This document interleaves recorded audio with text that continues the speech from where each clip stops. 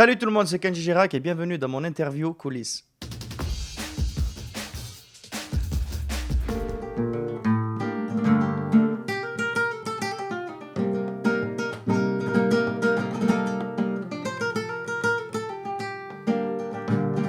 Moi, c'est un artiste que j'ai toujours adoré. Et donc pour moi, partager un duo avec lui 7 ans après, alors que je me suis fait connaître grâce à sa chanson, tout ça. Elle répondait ton nom de Bella. Les gens du coin ne voulaient pas lâcher. Elle faisait tomber tous les villages. Les gens me disaient des filles dans cette ville-là. Voilà, pour moi, c'était bien de faire un duo avec lui, quoi. C'est question de boucler cette boucle, voilà. Et donc, j'ai préféré attendre, enfin, parce qu'on n'avait pas le choix, parce qu'on n'aurait pas pu travailler ensemble. À chaque fois, on n'avait pas, les sorties d'albums n'étaient pas au bon moment. Donc voilà pourquoi si on a pris beaucoup de temps. Et là aujourd'hui, voilà, le plus important, c'est que c'est fait. Et je suis très content d'avoir partagé ce duo avec lui. Je maîtrise un peu mieux ma voix, ma guitare aussi. Ma musique est venue beaucoup plus large. Donc, dans cet album, on sent quand même une certaine évolution. Surtout les textes, les petites histoires que j'ai mis dedans, c'est des histoires un peu plus matures. Voilà, parce que d'année en année, je grandis, je me fais vieux. Non, j'ai 24 ans, j'ai le temps encore, mais voilà, j'ai vécu quand même pas mal d'histoires dans ma petite jeunesse. Donc, du coup, je peux raconter pas mal d'histoires en musique. Je me suis fait plaisir, je parle beaucoup d'amour. Là, pratiquement tout l'album parle d'amour, d'histoires d'amour, de couple, tout ça. Donc, voilà quoi. Et ça me ressemble un peu plus parce que je voulais vraiment parler de ça. Et il y a surtout ma petite guitare en avant à chaque fois, il y a mon style.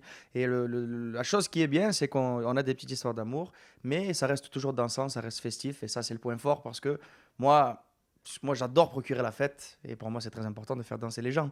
Donc, d'avoir ces deux petites choses, voilà, c'est ce qui fait le style de l'album. Et en plus, il est très varié. Il y a plusieurs styles. Il y en a des chansons funky, il y a des ballades, il y a des reggaetons, il y a du guitare. Ça peut être du flamenco, ça peut être du funk à l'ancienne. J'adore. Ça peut être un chanteur comme Gims, par exemple. Ça peut être un Soul King, ça peut être un Dadju. Vraiment, j'écoute de tout, énormément de tout. J'écoute beaucoup de reggaeton latino, des chanteurs du sud de l'Amérique. Et du coup, voilà, moi, tout ça, ça m'inspire et ça me donne envie d'à chaque fois faire de la musique tous les jours. Si j'avais un featuring demain, carte blanche, je pense que ça serait avec Céline Dion. Pourquoi vous rigolez? Eh ben, ça vous étonne parce que Céline Dion, quand même, elle a une voix incroyable si on l'écoute. Voilà, hein, les petits jeunes, ils vont dire comment il écoute du Céline Dion? Oh. Non, franchement, Céline Dion, si on se rend compte, si on écoute bien sa voix, c'est que c'est une puissance vocale comme ça, il y en a eu rarement.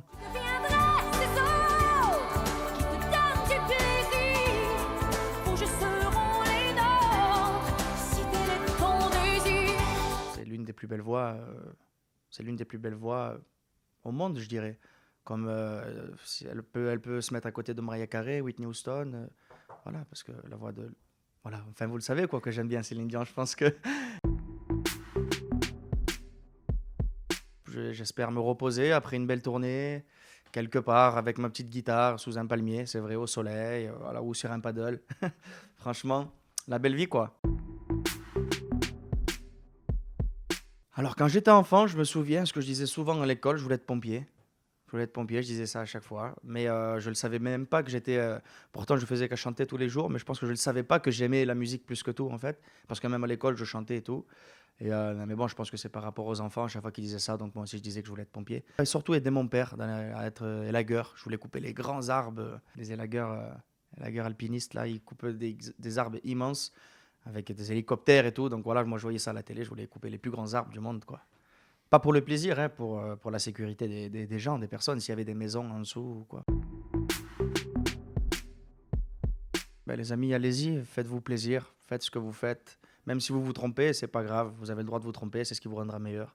Mais en tout cas, faites ce que vous avez envie de faire. Continuez surtout, il n'y a que comme ça que vous pourrez vous améliorer et à devenir plus fort. Et même vous le verrez par vous-même que vous allez devenir plus fort, plus fort.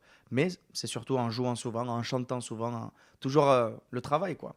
En travaillant souvent, vous allez arriver à réaliser votre rêve. Voilà, donc allez-y. Moi, je dirais une chanson de Serge Lama. Je suis malade, complètement malade. Mais comment on va faire? On vit avec, hein, on n'a pas le choix.